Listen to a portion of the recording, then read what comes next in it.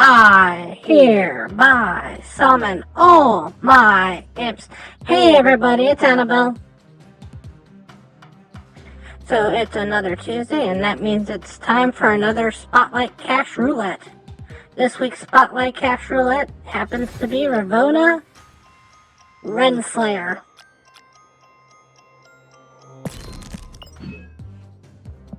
RAVONNA RENSLAYER is a 3/3 with ongoing. Your cards with 1 or less power cost 1 less, minimum 1.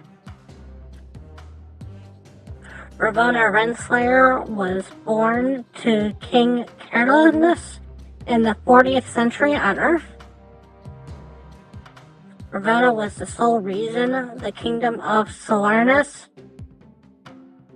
was left unconquered by Kang the Conqueror, who was smitten with her. RAVONNA employs her abilities as an agent of the TVA to uphold the time's rightful order. Her powers is that she is skilled in the use of future technology and is capable of teleporting, shapeshifting, and projecting herself into the dreams of others. RAVONNA's mastery of time is represented in Marvel Snap through her ability to expedite low-power cards from your hand to the board. I'm basically giving her a 2-star rating. And the reason I'm giving her a 2-star rating is because right now there's not many cards that work with her. If you look at the cards that work with her, these are the cards that work with her. It goes from Hobgoblin down to White Tiger here. And as you can see, there's not a ton that you're looking for her on.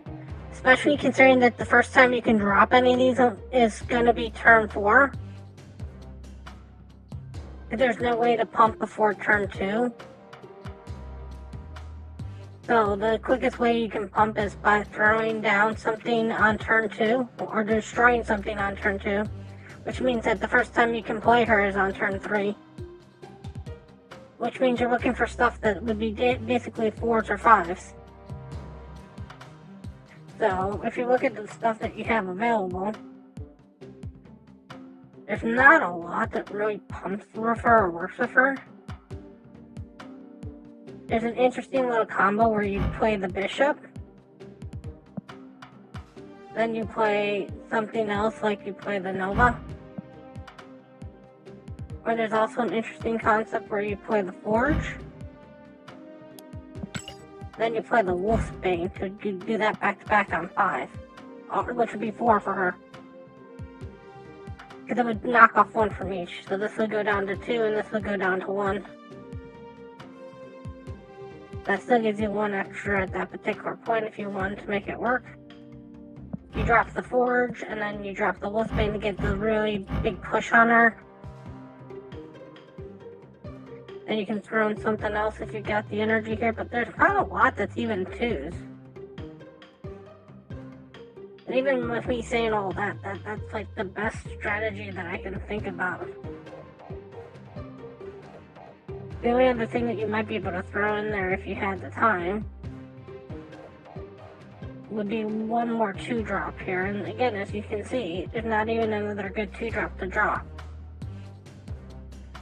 So your best bet would be like, I don't know, Forge into Wolfsbane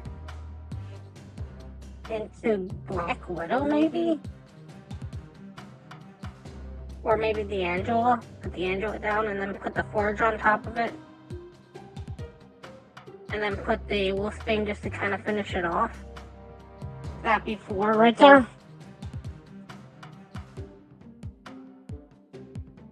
But even that's kind of weird. And the other strategy that you can use is something with like Noah and Artem Zola.